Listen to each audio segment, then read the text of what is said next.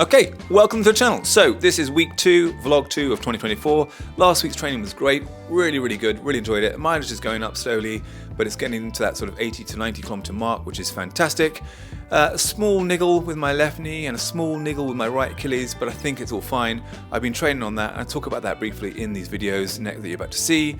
But one thing that I have been really trying to do is, and maybe you guys can also agree with me on this one here, is just try and leave the ego at the door in regards to pace and make sure my easy running is easy running and those miles are super easy. And do you know what? Because no one really cares about your Strava feed, and it's taken me quite a long time just to sort of put that really in my head. It really doesn't matter. As long as you get out there and you train and you work hard, you do your thing, you're absolutely fine. So yeah, ego at the door, and consistency is key. So that might be my little nugget of information, or not information, my nugget of wisdom, let's say, for this first part of the video.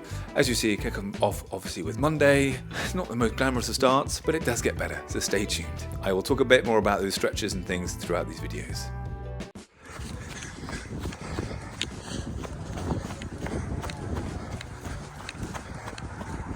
Monday morning, about an hour into the run. Not quite sure how far I'm going today. At least 90 minutes, but all at a steady pace. Just sort of exploring a few new trails that I haven't been down before on a big loop from home. Hold on. That is Monday morning run done. It's cold. It's 90 minutes, 16 kilometers, all pretty much easy.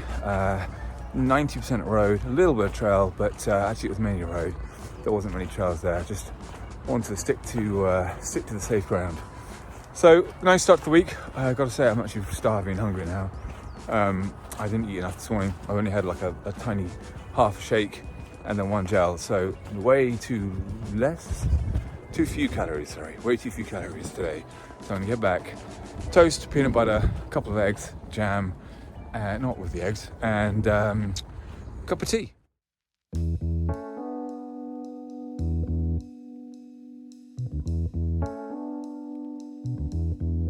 Tuesday morning. The bells.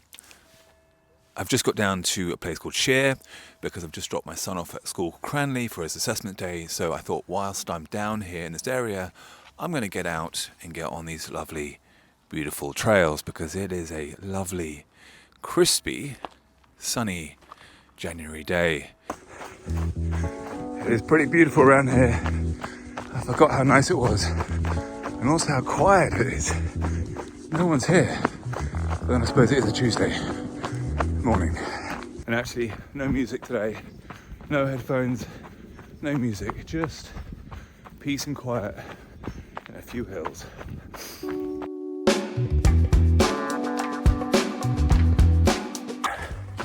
So I'm actually using this first hill, which is about 1 kilometer going up. So it's about an 7-minute climb, I think, roughly. I've just done it a couple times with a little loop at the top there. I'm gonna do definitely one more, but we'll see how I get on. But it's good though. It's about 100, 110, 120 meters. So it's a nice elevation. But if you just look at that, beautiful view through there. Stunning. Right. Oh, and actually, the Mont Blancs are doing well. There's just enough cushioning to, there's obviously no rock plate, but just enough cushioning to avoid all the painful rocks, and there's still enough grip to get some good traction, although that Vibram grip is pretty thin. Okay, so now it's Wednesday. So I didn't quite finish off yesterday. Yesterday was a really nice little effort down in Shere. Some great elevation, about 400 meters, which was nice to just get out there on these beautiful trails, beautiful blue skies, and nice and sunny. Whereas today, it's a little bit grey. This morning, I did a quick session in the gym, very first thing. I was quite busy, so then I just jumped on the treadmill just now and did half an hour on Zwift. So kind of a active recovery day, let's say. But now I'm just out in the woods, walking Rufus. And that is pretty much it. But interestingly, though, I think all the strength stuff I had been doing in the last 3 or 4 months has made my quad just above my knee quite tight. And I just noticed just a little bit of pain or a little bit of stiffness or something. Not bad, nothing to stop you running, but and I think I just spoke to my friend Neil from Neil Rooney. You might know his channel, but he basically recommended just a whole load of stretching. So I've just been doing lots of couch stretches. I'll talk about that later, but I think maybe just too much overuse just on the medial side above the knee. That's it for now. So quickly, just to show you what I mean by the couch stretch, which actually really helped to alleviate any sort of stress on the knee. I found that basically my knee was just hurting just a fraction just there, and it's because this muscle here, the quad, is becoming very tight.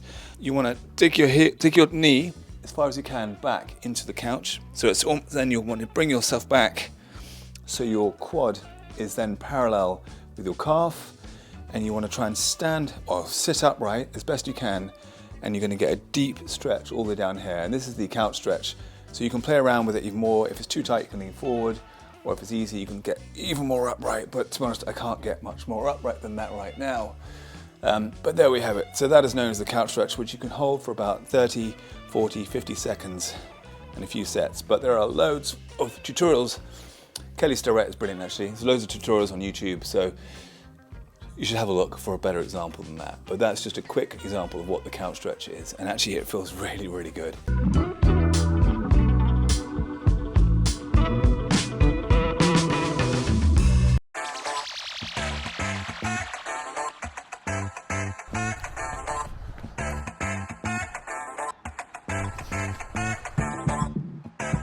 Thursday morning, it's a cold one again. Out 60, 75 minutes trails, but chucking in that fast effort, 10, 15 seconds every 4 or 5 minutes. Basically when the new song comes on, a quick burst of speed and then a long recovery, just like I did last week, but with more reps.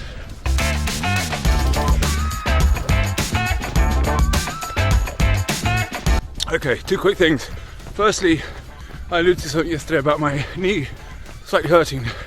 It's amazing, and touch wood, I think it's done the job, but loads of stretching, especially the couch stretch, has completely gone. So, but again, I'll talk about that in more detail. Secondly, I'm in the Lone Peaks 7s, and they feel great. I haven't worn these for a long time, and I forgot how comfortable the upper is and how nimble they feel. And that 25 Ego midsole, it's still actually enough cushion, bounce, protection. It feels really lovely. And the Max Track Outer on dry, crispy days like this seems to work perfectly as well. So I might be having to pick up the new Lone Peak. So that could be a nice little segue. That's not done on purpose. To get the Lone Peak 9s or 8s or 9s. Okay, Friday morning. I've actually just dropped my son off again at another place. This is Epsom College, so I'm not going to film too much here, but I'm just going to quickly, just parked up. I've got about 2 hours before I've got to go and pick him up again, so I'm going to get out there, go for a run. So just found a nice little trail coming up to the coming up to the race course, Epsom race track. It's a beautiful day. Just again, pretty chilly. I've just caught up with the trails that I get to at the end of a normal run sometimes. So I know where I am now. I'm going to basically loop back down into Epsom, back up towards the Downs, and grab the boy. So yeah, nice 90 minutes, trails, road, it's all easy, just building up that mileage. Okay, so it's Friday afternoon. This morning effort around Epsom, really nice run, about an hour and 15 minutes, but it was all very slow and steady. And then I had to sit down, I had to do some work and admin, and I just felt I had to burn some energy off right now. So I've got about 30 minutes, which I'm going to basically blast a whole load of work in, and it'll be high intensity efforts. No running, but it'll be on the rower. My plan is to do 20 seconds super hard at the highest sort of damper, 10 setting, to really probably about 10, 12 reps of those into 20 seconds of press-ups, maybe clap press-ups, about 8 to 10 rounds of those, and then I'll go into some squats as well and some lunges, and then I'm going to get back outside here to do some ring stuff and some band stuff.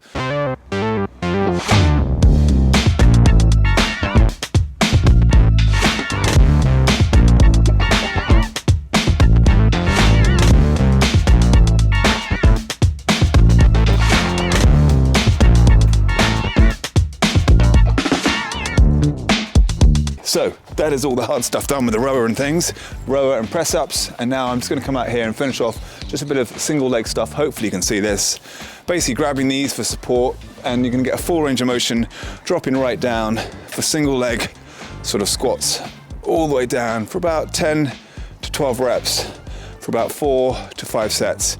Again, just building up that single leg strength, working unilaterally, which should have a good transfer to the running, plus some other core stuff, but I won't bother filming it all because it's just a bit of the same old stuff. But as I said earlier, I just wanted to throw some extra effort in there just to get some higher intensity stuff in, which I have done. So that's it, job done. Right, got to take the dog out now and then get the rest of the family. Speaking of dogs, there he is, Rufus. Alrighty, this is a little bit of a weird one here, but basically, you're going to see in a second, I use a piece of ice and then basically press it against my Achilles heel. So here we go now. So here I am. You have to excuse my dirty feet. I'll be messing around in the garden here, but just pushing a block of ice on both sides, a bit of so it adds the compression, which helps to alleviate any of the stress there, any of the sort of the built up sort of gunk in there, and also with the ice that helps to just reduce any inflammation. It feels great actually here. So I've used the massage gun on this as well, just up and down, but I found this little block of ice really to do quite an amazing job at any sort of reducing pain, inflammation, and then I just stuck it in the pool. And the pool was icy cold, so I didn't last long, probably about, I don't know, 30, 40 seconds, because I'm a bit of a wuss when it comes to the cold. But yeah, there it is.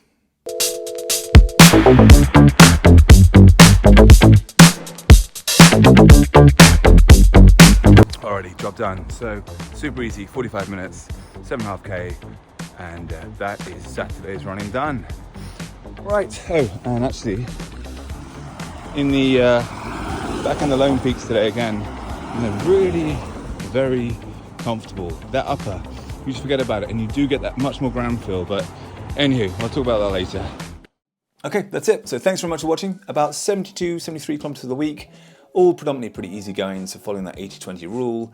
A couple of sprints, a couple of hard efforts on the treadmill, but generally speaking, it's all very easy running, and that's how I can sort of build up the average, build up the mileage. A few strength sessions thrown in as well, probably about 4 or 5, but again, they're short, and then a few stretching sessions as well, but again, they're sort of short, so it's more sort of lots of little sessions here and there throughout the day, throughout the week. But again, as always, I hope these little videos, well, not so little, but I hope these videos offer some advice, some information, even some inspiration. So if you have any questions about anything I've gone through in the last week, please ping them below in the comments. Really looking forward to getting the Ultra Lone Peak 8s and also the Timp 5s at some point when they come out in the next few weeks in the UK. And I must try the Topo Athletics as well, because the Topo Athletic, when I was down in Shere, I looked at the Topo Athletic Pursuit, and that looked a pretty tasty shoe. Right.